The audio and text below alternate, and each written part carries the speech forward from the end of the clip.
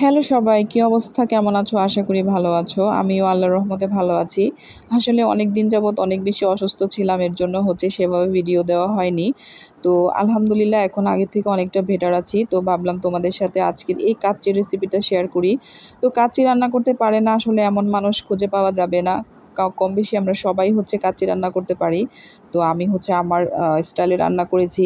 আলহামদুলিল্লাহ পারফেক্ট একটা কাচ্চি হয়েছিল। তো যাই হোক, চলো তোমাদের সাথে শেয়ার করি। প্রথমে লিকুইড দুধ লেগেছে আমার এখানে 3 কাপ পরিমাণের। 3 কাপ লিকুইড দুধ দিয়েছি আর 1/4 কাপ ঘি দিয়েছি। আর এই তো সেই সাথে টেস্টিং সল্ট দিয়ে ভালো মতো মিক্স করে নিয়েছি। আর জাফরান অল্প একটু দুধ দিয়ে মিক্স করে রেখেছিলাম। আর সেই সাথে জর্দার কালার অ্যাড করে তারপর রেখে দিয়েছি। আর এখন চলে আসছি মাংস মেরিনেট করব। আর এখানে 3 কেজি গরুর মাংস নিয়েছি। আর এখানে আদা রসুন বাটা দিয়েছি। তারপরে এই তো গোলমরিচ দিয়েছি, সেই সাথে দিয়েছি পরিমাণ মতো লবণ আর টক দই। এই পর্যায়ে ধনিয়া গুঁড়া দিয়ে দিব, সেই সাথে মরিচ গুঁড়া দিয়ে দিব। আর তারপরে এখানে যে প্যাকেটের মশলাটা ছিল, রাঁধুনি যে মিক্স কাচ্চি মশলাটা ছিল সেটা এখানে অ্যাড করে দিব। দেওয়ার পরে পেঁয়াজ বেরেস্তা করে রাখা যে তেলটা ছিল সেটা এখন অ্যাড করে দিব। দিয়ে এবার ভালো মতো মিক্স করে নিতে হবে। আর এখানে প্যাকেটের যে শুকনো মশলাগুলো ছিল, শুকনো মশলাগুলো দিয়ে ভালো মতো এভাবে হাত দিয়ে মেরিনেট করে রেখে দিতে হবে। আর তারপরে এই তো পেঁয়াজ বেরেস্তা দিয়েছি, দিয়ে ঘন্টা খানেকের মতো রেখে দিব মেরিনেট করে। আর এখানে বাসমতি চাল নিয়েছি আমি, প্যাকেটের বাসমতি চাল 2 কেজি নিয়েছি। তো এই তো চালগুলো ঢেলে তারপরে ভালো মতো ধুয়ে তারপরে 10 মিনিটের জন্য ভিজিয়ে রেখে দিব। আর এদিকে চুলাতে পানি বসিয়ে দিয়েছি। আর পানিতে পরিমাণ মতো লবণ দিয়েছি, সেই সাথে অল্প একটু তেল দিয়েছি। আর তারপরে এই তো এখন শুকনা যে মশলাগুলো ছিল, কাবাব চিনি শাহি জিরা, এগুলো এখানে অ্যাড করেছি।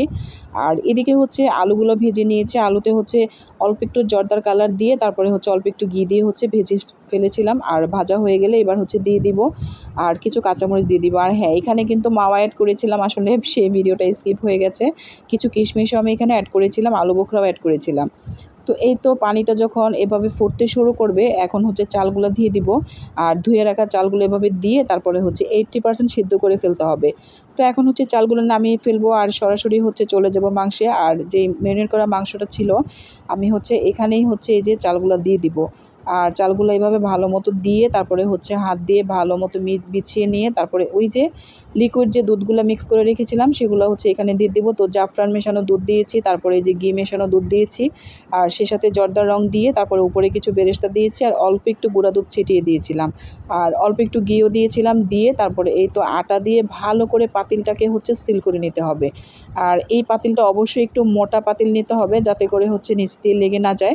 তারপরে এই তো হাই হিটে 5 মিনিট রান্না করব। তারপরে এই তো এখন চুলার আঁচটা কমিয়ে দিয়ে তারপর উপরে ভারী কিছু দিয়ে ঘড়ির টাইম ধরে একেবারে 1.5 ঘন্টা রান্না করে নেব। ফাইনালি আমার কাচ্চি রেডি হয়েছে। আলহামদুলিল্লাহ, খেতে এত বেশি টেস্টি হয়েছিল। এই যে কিছু ডিম দিয়ে ডেকোরেশন করে ফেলছি।